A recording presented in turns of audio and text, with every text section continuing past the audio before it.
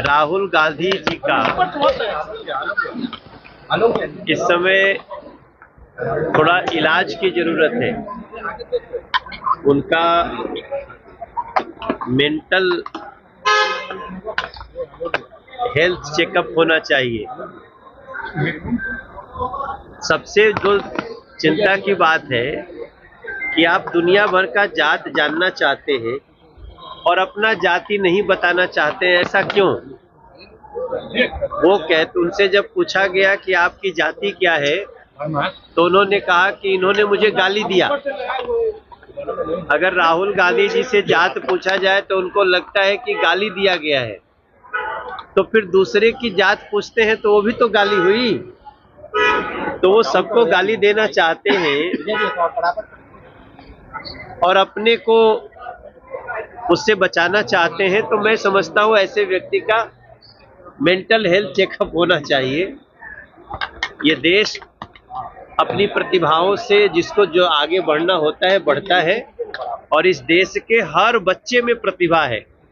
जरूरत है समय पे उस प्रतिभा को तराशने की, लेकिन पता नहीं, चूंकि इन लोगों को इतना दिन से सत्ता में रहने का आदत हो गया था राहुल जी को, कि सत्ता से निकलने के बाद वैसे ही तड़प रहे हैं जैसे मछली को पानी से निकाल दो। पेंशन पॉलिसी पर बात करनी गई है। सरकारी केंद्रीय कर्मचारी हैं, सरकारी कर्मचारी हैं, उन लोगों का एक लंबे समय से डिमांड था कि हमारा सेंट्रल पेंशन स्कीम को जो पुरानी थी वही लागू किया जाए।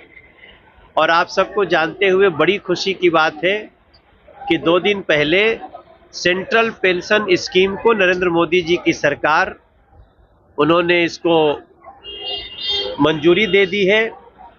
अभी हम और ललन सिंह जी साथ में ही आए फ्लाइट से, वो भी बहुत प्रसन्नता व्यक्त कर रहे थे।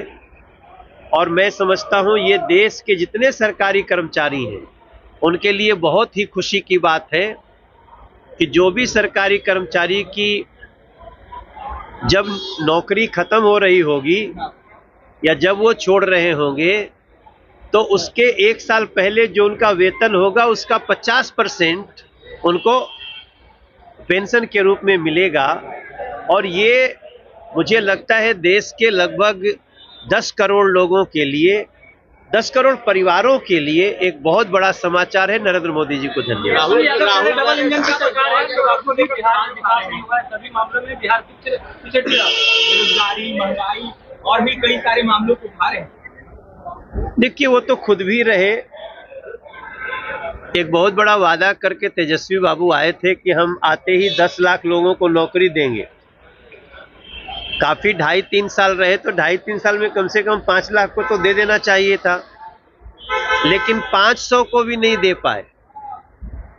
तो तेजस्वी बाबू को मैं इतने कहना चाहूंगा, देखिए हम ये नहीं कह रहे हैं कि बिहार के हर एस्पिरेशन को हमने पूरा कर दिया है, लेकिन बिहार बहुत तेजी से विकसित राह पे चल रहा है। और बिहार को इस बजट में 26,000 करोड़ रुपया दिया गया है। अब उसका तो विरोध कर रहे थे तेजस्वी बाबू। आप अगर विपक्ष में हो के भी बिहार के समर्थक हैं, तो बिहार में जो इस बजट में स्पेशल दिया गया है, टोटल देखेंगे तो करीब 48,000 करोड़ का इसी बजट में है। लेकिन उसकी तारीफ करने की बजाय तेजस्वी बाबू को आदत पड़ गई है केवल विरोध करना है। मुझे लगता है जो बिहार को प्यार ऐसे ही तमाम खबरों के लिए आप सभी बने रहिए हमारे साथ और देखते रहिए बिहार उज्जवल न्यूज। अब तक हमारे YouTube चैनल को सब्सक्राइब नहीं किया है तो जल्दी से सब्सक्राइब कर लीजिए। फेसबुक पेज को भी फॉलो कीजिए। वीडियो पसंद आए तो खूब लाइक कीजिए, शेयर कीजिए, कमेंट कीजिए। वीडियो देखने के लिए आप सभी का धन्यवाद।